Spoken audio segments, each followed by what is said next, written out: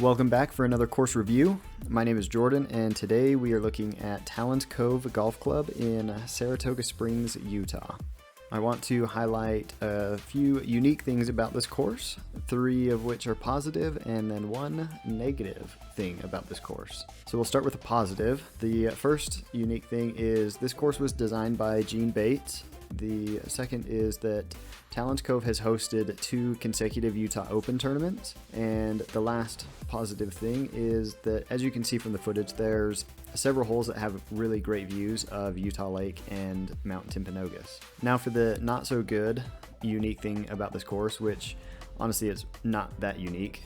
The golf carts have pretty decent GPS units with good screens. However, they are the kind that have limitations on where you can take the cart. And normally I don't have that big of an issue with these carts with the GPS systems in them. However, at Talons Cove, I think they need to be slightly recalibrated because it is, I would say, very intrusive, and it just becomes more annoying to deal with than I think is worth it. I mean, honestly, hopefully there's not that many people abusing the carts or the area, the grounds. It's a shame if they are, but I really think that the restrictions on these carts go a little bit too far. I mean, you can, at one point, I think it's around hole 8, when you're on the cart path, the carts will actually lock up and you have to, as long as you're driving fast enough, then you're fine, but it's just annoying to deal with.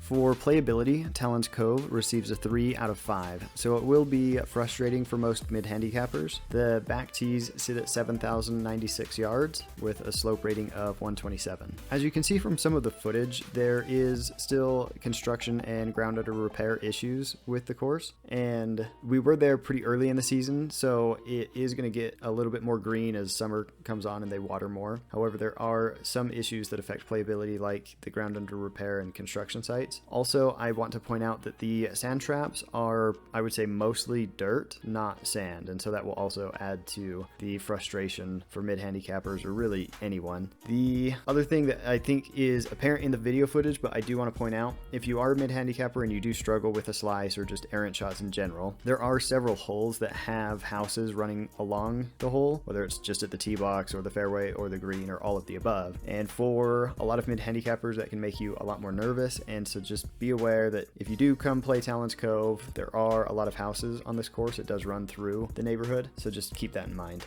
For value, Talons Cove receives a 3 out of 5. We paid $57 for a full round of 18 with carts, and if I'm not mistaken, that makes it the second most expensive public course in Utah Valley. Now granted, that's not by a lot. Most of the other courses are right around 50, so either, just under or just over. So it's not dramatically more expensive than its competition, but I really just don't think there's anything that justifies that extra $5 to $7 that you're going to pay to play at Talons Cove versus, say, Gladstone or Hobble Creek, which are both closer to 50. Now for the official Mashie Niblick travel score, Talons Cove receives a 2 out of 5. Because of that, I would not recommend traveling more than about 40 to, 45 minutes to come play here. It is definitely a fun course. In fact, when I first moved to Utah about 3 years ago, I played at Talons Cove all the time. Granted, that was because at the time it was a little bit cheaper and they did offer a 50% off military discount. Unfortunately, that military discount is now only available during the week and not the weekends,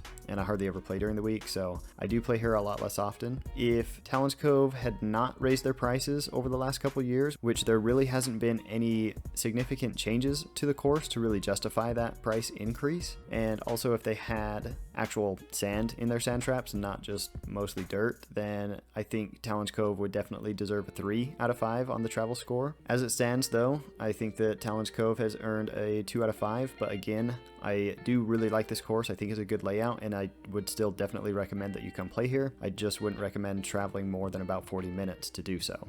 That does it for the review portion. Remember to share this video with a friend that you want to come play Talons Cove with. Their website is linked in the description, so check that out and make a tee time. Also, check us out on Instagram at Mashie Niblick Golf, and comment below what you want to know about this course, or if you have a recommendation for courses that you'd like us to review in the future. Thank you for watching, and remember to golf everywhere.